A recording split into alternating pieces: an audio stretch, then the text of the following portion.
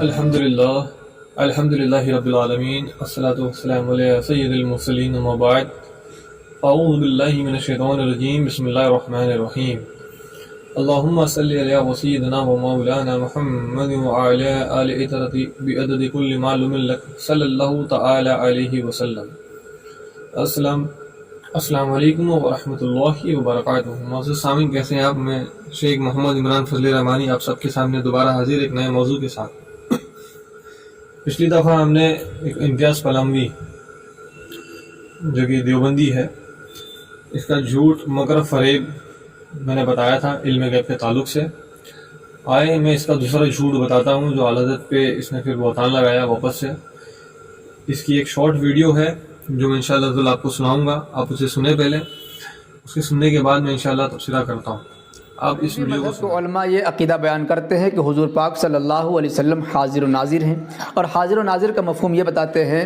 کہ ایک ایسی ہستی جو ایک ہی جگہ پر موجود رہ کر پوری دنیا دور ہو یا چاہے نزدیک ہو تمام کو کف دست کی طرح دیکھتے ہیں اور دور اور نزدیک کی باتوں کو سنتے ہیں۔ اس معنی کے لحاظ سے حضور پاک صلی اللہ علیہ وسلم حاضر و ناظر ہیں۔ جبکہ بریلوی مذہب کے بانی جناب مولانا احمد رضا خان صاحب بریلوی نے اپنی کتاب فتاوی رضویہ جلد نمبر 29 میں اس بات کی صراحت کی ہے کہ حضور پاک صلی اللہ علیہ وسلم کو حاضر و ناظر جاننا عقیدہ اہل سنت والجماعت کا نہیں ہے بلکہ غلط ہے۔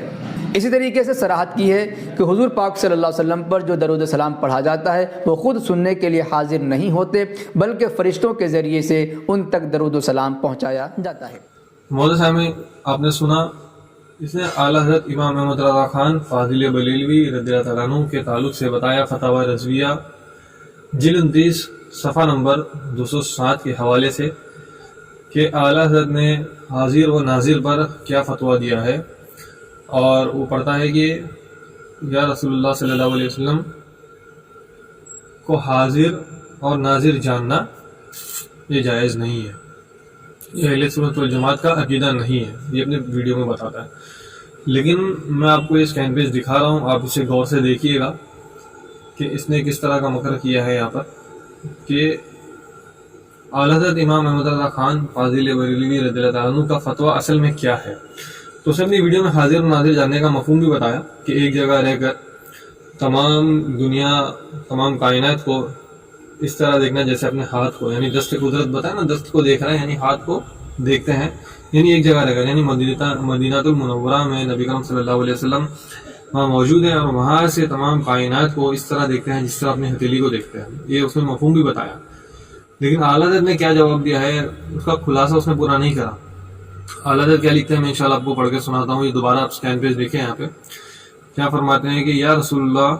کہنا بے ادبی کی جگہوں کے سوا ہر وقت جائز ہے، مگر سرور کائنات صلی اللہ علیہ وسلم کو حاضر جاننا عقیدہ اہل سنت والجماعت کے خلاف ہے۔ تو یہاں نوٹ کرے، یہاں پہ صرف حاضر کے بارے میں لکھا ہے، ناظر کے بارے میں نہیں لکھا، جبکہ حاضر اور ناظر کے تعلق سے یہ دیوبندی کہہ رہا ہے۔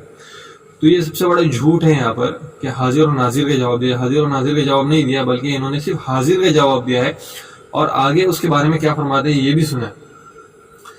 کہ حاضر جاننا عقیدہ اہل سنت والجماعت کے خلاف ہے اور صحیح نہیں ہے، بلکہ درود شریف یا سلام نبی کرم صلی اللہ تعالیٰ علیہ وسلم کی روح پاک کو خود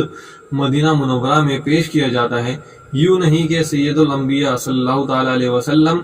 اس کے لیے خود حاضر ہوتے ہیں، جیسا کہ نسائی شریف کی حدیث میں وارد ہے کہ نبی کرم صلی اللہ تعالیٰ علیہ وسلم نے فرمایا کہ بے شک تمہارا درود مجھ تک پہنچتا ہے تم جہاں کہیں بھی ہو۔ تو یہ صرف حاضر کے تعلق سے بتایا رہے، کیونکہ اکثر بعض لوگوں کا یہ عقیدہ ہوتا ہے کہ اگر میں درود شریف پڑھوں گا تو نبی کرم صلی اللہ علیہ وسلم خود میرے پاس آ جائیں گے اور وہ یہاں پر آ کر کے میرا درود شریف سنیں گے۔ اس عقیدے کا رد کیا جا رہا ہے کہ ایسا نہیں ہے کہ آپ درود شریف پڑھو گے تو بے شک فرشتے آپ کا درود شریف نبی کرم صلی اللہ تعالیٰ علیہ وسلم بارگاہ میں پیش کر دیتے ہیں۔ تو یہاں پہ ناظر کا کوئی رد نہیں ہے، صرف حاضر کے تعلق سے بتایا گیا ہے۔ ثانیاً میں نے پہلے بھی کہا تھا کہ ہوتا ہے نا کہ ایک تھوڑی واہوائی چاہیے ہوتی ہے، ذرا شوشہ چاہیے ہوتا ہے، تو عوام کیا کرتی ہے، جو دیوبندی وہابی کیا کرتے ہیں، اعلیٰ حضرت امام احمد رضا خان پر الزام لگانا، بہتان تراشی کرنا تاکہ تھوڑی واہوائی مل جائے، او بھائی بہت بھاری کام کیا، ایسا کچھ مل جائے، لیکن یہ اپنے گھر کی کتابوں کا مطالعہ نہیں کرتے۔ تو آئے میں اب دیوبندی کے گھر کی کتابوں کے حوالے سے بتاتا ہوں۔ تو سب سے پہلے جو میں بتانے جا رہا ہوں یہ فتویٰ ہے دارالفتاء کا آن لائن فتویٰ بٹ رہا ہے۔ اس فتوے میں سوال کیا گیا تھا، اس سوال کے جواب میں جو دوسرے نمبر کا جواب ہے آپ اسے غور سے دیکھیں۔ کیا لکھتے ہیں کہ آپ صلی اللہ علیہ وسلم کی حیات قبر میں حیات برزخی ہے، اس میں آپ صلی اللہ تعالی علیہ وسلم کہیں آ جا نہیں سکتے۔ بریلوی حضرات کیا ثابت کرتے ہیں اور کہاں سے ثابت کرتے ہیں؟ یہ دارالفتاء کا جواب ہے اس کے جواب میں۔ بڑے افسوس کی بات ہے کہ جب نبی کرم صلی اللہ تعالی علیہ وسلم کی ذات پاک کی بات آتی ہے تو ان کی شان میں کس طرح کی گستاخیاں کرتے ہیں اور کتنا ادنا ثابت کرنے کی کوشش کرتے ہیں، اسی کے برعکس یہ اپنے علماء کو اعلیٰ ثابت کرنے کی کوشش کرتے ہیں۔ معاذ اللہ ثم معاذ اللہ، نعوذ باللہ من ذلک۔ یہ میں صرف الزام نہیں لگا رہا ہوں بلکہ ان کی کتابوں سے میں انشاءاللہ ثابت کروں گا، اور میں آپ کو ان کی کتابیں دکھا رہا ہوں۔ پہلی کتاب کا حوالہ ہے اشرف علی تھانوی کی ارواح ثلاثہ یعنی حکایت اولیاء، جس کا صفحہ نمبر 193 194، حکایت نمبر 256 ہے، مکتبہ عمر فاروق۔ کیا لکھا ہوا ہے میں آپ کو بتا دیتا ہوں۔ تو اس میں پہلے تو قاری طیب صاحب محتمم دارالعلوم دیوبند بیان کرتے ہیں کہ جس زمانے میں مولوی رفیع الدین صاحب مدرسے کے محتمم تھے، دارالعلوم کے بعض مدرسین یعنی جو ٹیچرز ہیں کے درمیان آپس میں کچھ نزاع یعنی جھگڑا چھڑ گیا۔ آگے چل کر مدرسے کے صدر مدرسین مولوی محمود الحسن صاحب بھی ہنگامے میں شریک ہو گئے اور جھگڑا طول پکڑ گیا۔ اب اس کے آگے کا واقعہ خود قاری طیب صاحب کی زبانی سنیے۔ تو موصوف بیان کرتے ہیں کہ اسی دوران ایک دن الصبح بعد نماز فجر مولانا رفیع الدین صاحب رحمۃ اللہ علیہ نے مولانا محمود الحسن صاحب کو اپنے حجرے میں بلایا جو دارالعلوم دیوبند میں ہے، اور بند حجرے کے کیوڑ کھول یعنی دروازے کے اندر داخل ہوئے۔ موسم سخت سردی کا تھا۔ مولانا رفیع الدین صاحب رحمۃ اللہ علیہ نے فرمایا پہلے یہ میرا روئی کا لبادہ دیکھ لو۔ مولانا نے لبادہ دیکھا تو تر تھا اور خوب بھیگ رہا تھا۔ فرمایا کہ واقعہ یہ ہے کہ مولانا قاسم نانوٹی رحمۃ اللہ علیہ جسد عنصری یعنی جسم ظاہر کے یعنی مرنے کے بعد کا واقعہ قاسم کے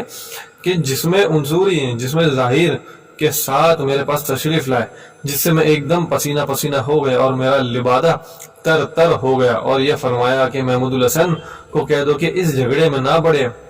بس میں نے یہ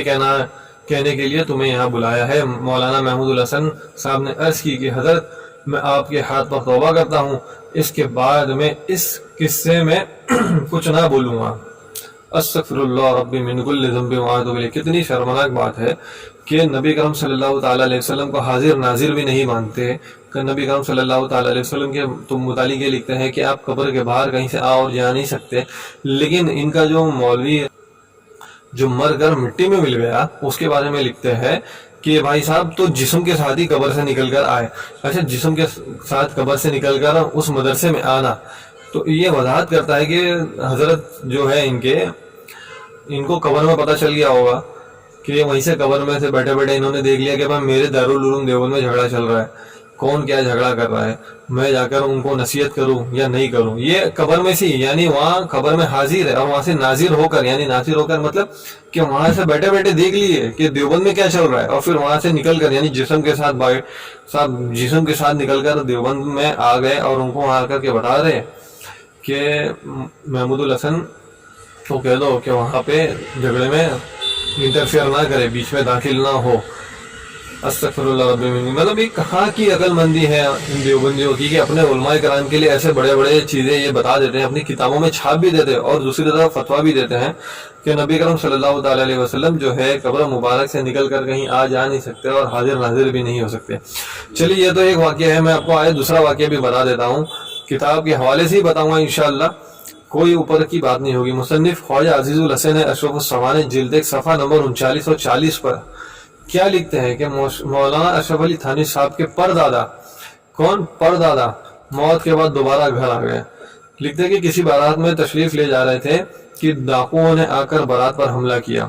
ان کے پاس تیر و کمان بھی تھے، انہوں نے ان ڈاکوؤں پر دلے رانہ تیر برسانا شروع کیے۔ چونکہ ڈاکوؤں کی تعداد کثیر تھی اور ادھر سے بیسر و سامانی تھی، یہ مقابلے میں شہید ہو گئے یعنی چیچا چل دیے، مر گئے۔ تو شہادت کے بعد ایک عجیب واقعہ ہوا کہ رات کے وقت اپنے گھر مثل زندہ کے تشریف لائے اور اپنے گھر والوں کو مٹھائی لا کر دی، یعنی ان کی جو بیوی تھی ان کی دادی، ان کو مٹھائی لا کر دی اور فرمایا کہ اگر تم کسی سے ظاہر نہ کرو گی تو اس طرح سے روز آیا کریں گے، لیکن ان کے گھر کے لوگوں کو یہ اندیشہ ہوا کہ گھر والے جب بچے کو میٹھا کھاتے دیکھ لیں گے تو معلوم نہیں کیا صبح کریں گے، یعنی کیا اعتراض کریں گے، اس لیے ظاہر کر دیا اور آپ نے تشریف نہ لائی۔ یہ واقعہ خاندان میں مشہور ہے۔ تو بھائی ان کے یہاں تو ان کے پردادا بھی قبر سے نکل کر آتے ہیں، مٹھائیاں وغیرہ لے کر آتے ہیں، لیکن کیا ہے نا ہمارے نبی اکرم صلی اللہ علیہ وسلم پہ وہ آ اور جا نہیں سکتے کہیں پہ، کیوں؟ کیونکہ یہ دیوبندیوں کا ماننا ہے، انہوں نے فتویٰ دیا جو شروع میں بتا چکا ہوں اور یہ کتابوں کے حوالے۔ تو بڑا افسوس کرنا چاہیے یہ مفتی امتیاز پلموی کو، اگر یہ واقعی مفتی ہے اور واقعی اتنا علم رکھتا ہے تو آئے میدان میں بات کرے، میں عمران فضل رحمانی انشاءاللہ اس سے بات کروں گا، لیکن کم از کم جھوٹ مکر فریب سے کام نہ لے۔ حالانکہ ان کے یہاں تو بڑی شان و شوکت والی بات ہے، یہ ہے نا، کیا وہ ان کا نعرہ ہے نا، سر بکف سر بلند ہے، باقی سب دیو اور بند ہے۔ تو افسوس کی بات ہے۔ تمام سامعین سے میں گزارش کروں گا کہ اس ویڈیو کو زیادہ سے زیادہ شیئر کرے، خوب عام کرے، اور ہو سکے تو وہ پلموی تک یہ پہنچا دے۔ حالانکہ میں نے پچھلی ویڈیو پہنچائی تھی لیکن اس کا کوئی جواب نہیں آیا۔ بڑے افسوس کی بات ہے، جب ان کی خیانت پکڑی جائے تو یہ کیا بل سے باہر نکلیں گے؟ ان کی عادت ہے وہ جھوٹ بول کر مکر دکھا کر بل میں گھس جانا۔ خیر، تمام سامعین سے گزارش ہے اسے زیادہ سے زیادہ شیئر کریں۔ وما علینا الا البلاغ المبین۔ السلام علیکم ورحمۃ اللہ وبرکاتہ۔